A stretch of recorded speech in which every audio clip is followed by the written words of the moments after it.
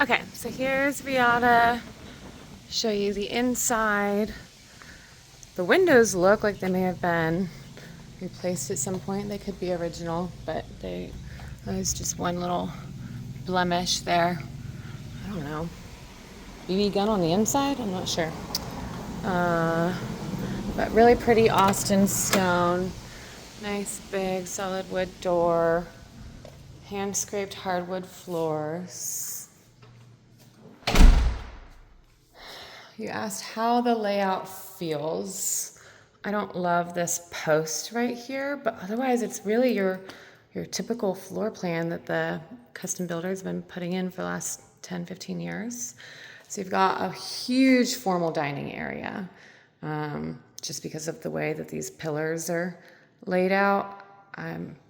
It'd be too big for me. You could easily shut this French door and have it be another office or flex room and close it off, but I think that you guys would like it better if you don't need the room to just take out all of this. It shouldn't be structural, I'm not sure, but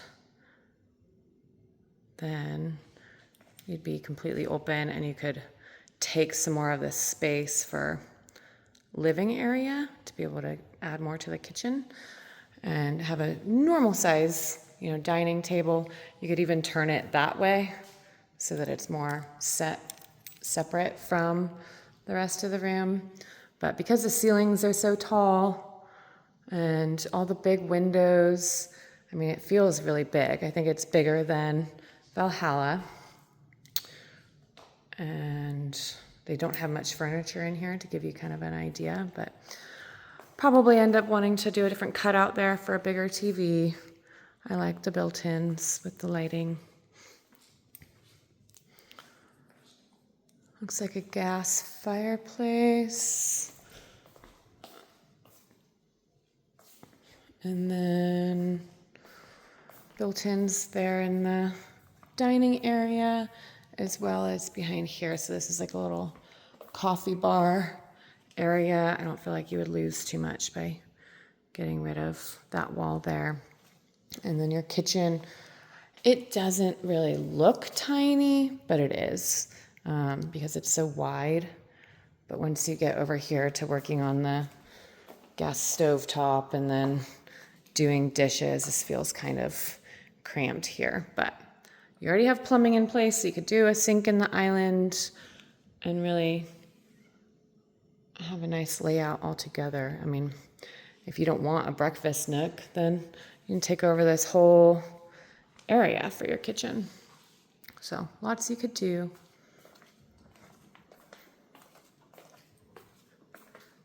You've got microwave, big oven, small pantry, lots of space for storage, but not really your luxury butler's pantry by any means.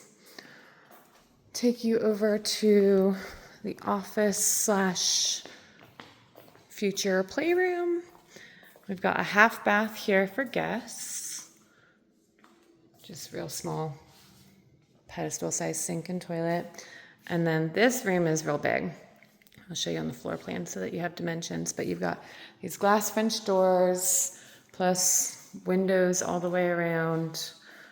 These built-ins, which are great for storage, for games and all that, if that's what you end up doing with it, or make an office, but really it feels like as big as a dance floor. You've got plenty of room for mats and a little sitting reading area, toys galore, and then you've got a walk-in closet. All the closets are pretty large in the house, so more storage there. You do have a built-in whole house vacuum.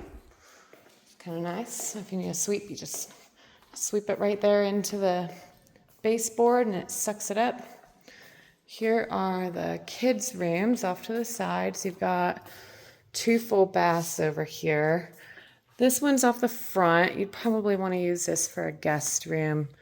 This is probably a little bit smaller than the other one. And big walk-in closet.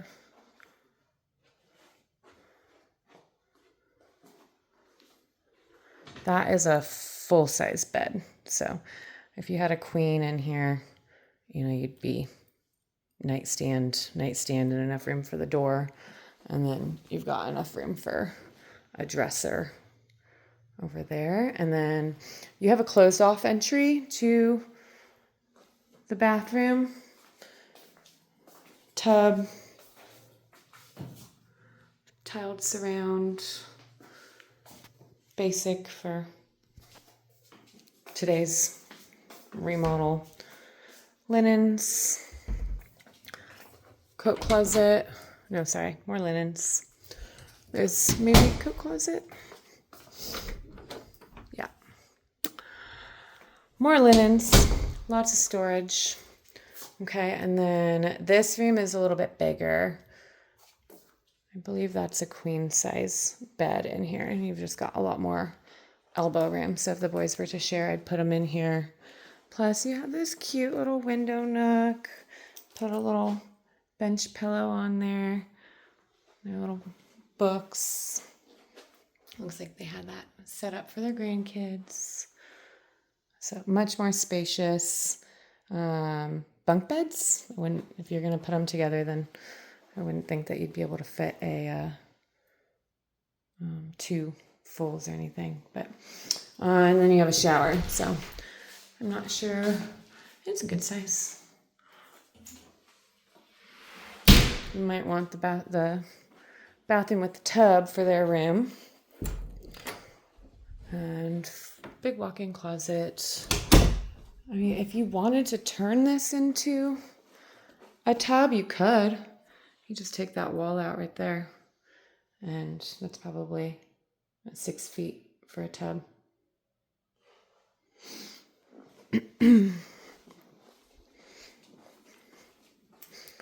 It's nice for guests to have the walk-in shower. I just like the bigger room for the boys. Anyway, you might end up putting them in separate rooms. And so then I'll take you over to the other side. This is your garage, your laundry room, laminate countertops. It's got plumbing for your hand washing sink. And then they've got the step up, so raised washer dryer. It's set up for a front load with this cabinet being so low. Little hanging rack. I guess they just still did ironing boards in 2007. Second fridge and lots of storage. And then coat closet off the garage.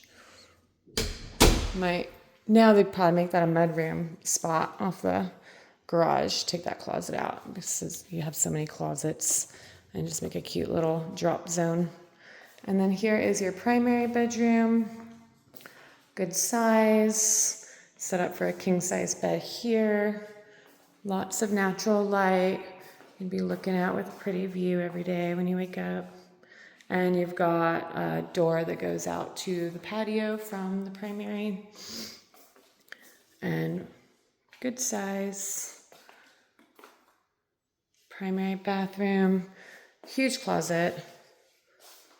Maybe it just feels super big because of the tiled floors, but lots of room here. This would be doable for an office space too. I don't know if you want to do office in your bedroom, but because then you have this room as well, which is a separate dressing.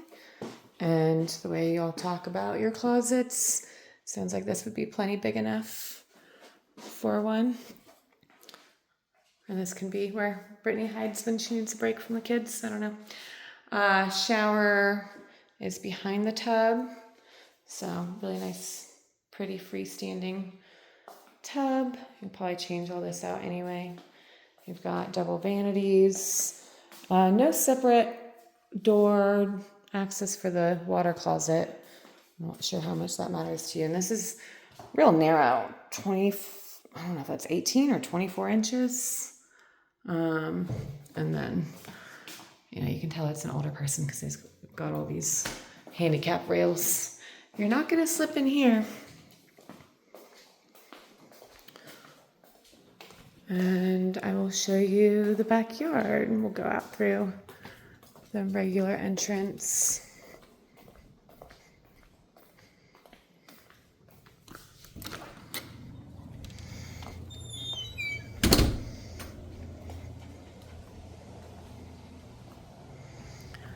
So it is a good sized patio, but because of the door there, you can't do, and I guess you can make this little sitting area and sitting area, and then it goes back here. That's kind of narrow, other than just a couple of seats for coffee. I would say you're going to extend this anyway with a pool, but it would be what I would do regardless. Extend this patio, give you more of an entertaining space. You only have 2 trees. There's your garage, the detached garage. So if you wanted to make that a guest house with a bathroom for the pool, like we talked about, it's right there. And I mean, this whole lot is flat and perfect to put a pool wherever you want. The only thing you have to worry about is where your irrigation lines are. So there's primary, I mean, yeah, that roof is high, but all just insulation and cosmetic, and all your stuff is up there. It's nice your plumbing is in the roof, in the attic, so if you wanted to change any plumbing lines when you guys do the remodel, you don't have to dig into the foundation. You got a good size AC unit over there. And I mean, this is just, it's really wide. And I believe I asked her for a survey, but it looks to me like most likely your property line extends just past where they've been mowing because of where the other back fence is. So I think it makes sense that their fence line goes that way there. So this would be actually where your property line extends to. So, sorry Brittany, you only have 2 trees in the backyard, but you can plant some more, and then you're gonna have these pretty trees right over the fence that you look at. I mean, you could fit 3 pools back here. So it's a bigger lot than Lindsay Lane. And you've got all that side yard too.